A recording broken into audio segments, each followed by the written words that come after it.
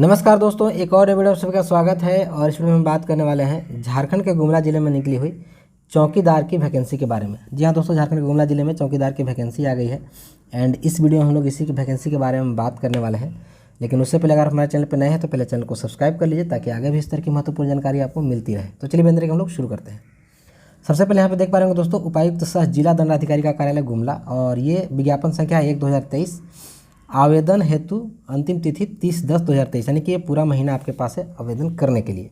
और गुमला जिला अंतर्गत चौकीदार के पद पर सीधी भर्ती हेतु विज्ञापन ये निकाला गया है। आगे बढ़ते हैं हम लोग, यहाँ पे वैकेंसी देख लेते हैं कि कितनी है। तो यहाँ पे वैकेंसी देख लीजिए, एससी के लिए 7 सीटें हैं, एसटी के लिए 106 सीटें हैं, जनरल के लिए 90 सीटें हैं और ईडब्ल्यूएस के लिए 23 सीटें हैं। यानी कि ओबीसी के लिए आपको यहाँ पे कोई सीट नहीं है, नील बटे सन्नाटा है। आगे देखते हैं, शायद अगर हो कुछ मैसेज तो आगे यहाँ पे देख लीजिए। यहाँ पे देख लीजिए, पद का नाम चौकीदार, 226 सीटें हैं टोटल। जनरल के लिए 90, एसटी के लिए 106, एससी के लिए 7 और अत्यंत पिछड़ा वर्ग यानी कि ओबीसी के लिए 0 और ईडब्ल्यूएस के लिए 23 सीटें हैं। कुल मिलाकर के 226 सीटें हैं।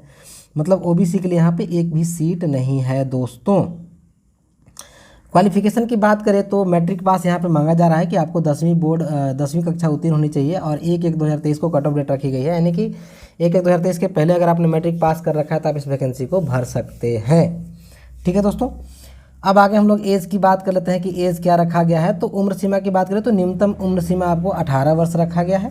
ठीक है, उसके बाद जनरल के लिए जो उम्र सीमा है वो 35 वर्ष है, महिलाओं के लिए 38 वर्ष है और जनरल ने एसटी एससी के लिए महिला पुरुष दोनों के लिए 40 वर्ष की उम्र सीमा रखी गई है।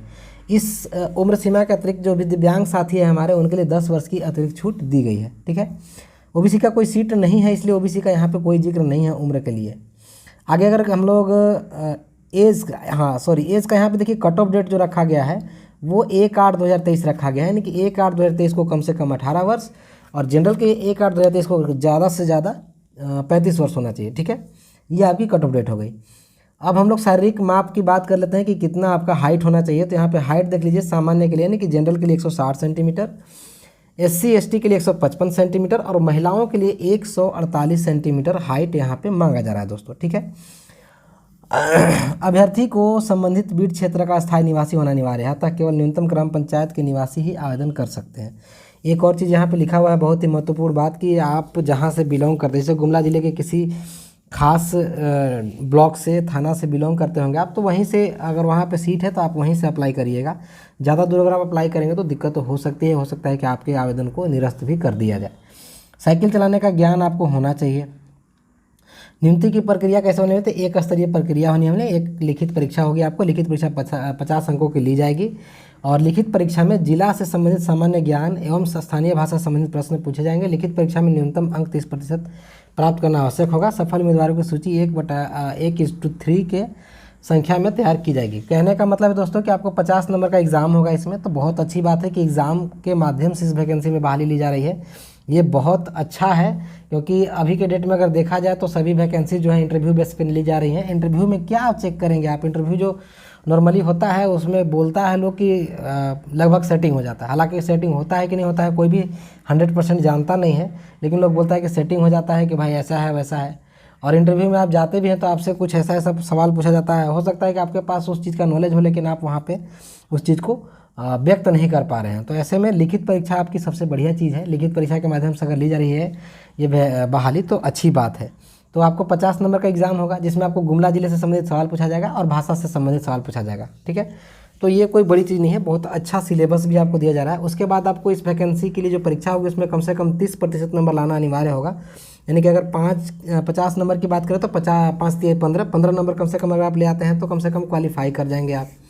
उसके बाद जो इसका मेरिट बनेगा वो 1:3, यानी कि जितनी सीटें हैं उसके 3 गुना उम्मीदवारों का इसमें चयन किया। जैसे 226 सीटें हैं तो 2×3 600 और 26×3 78, तो कुल मिलाकर के मतलब 678 कैंडिडेट इसमें पास होंगे। और उसके बाद आगे का प्रक्रिया होगा, जैसे आपका फिजिकल होगा, भाग दौड़ वाला जो भी है आगे का प्रक्रिया होगा।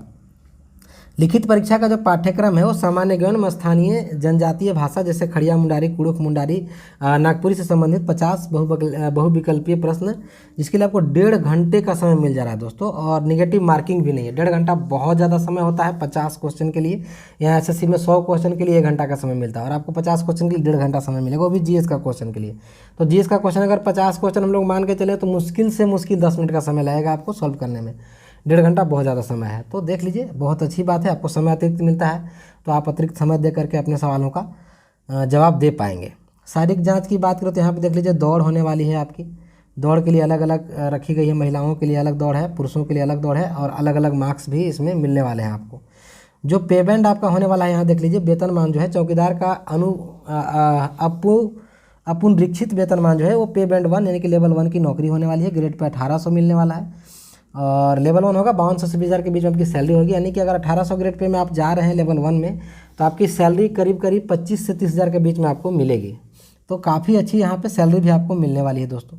अब आवेदन की जो प्रक्रिया है उसमें आपको ऑफलाइन वैकेंसी को भरना है, ऑफलाइन आपको आवेदन भरना है।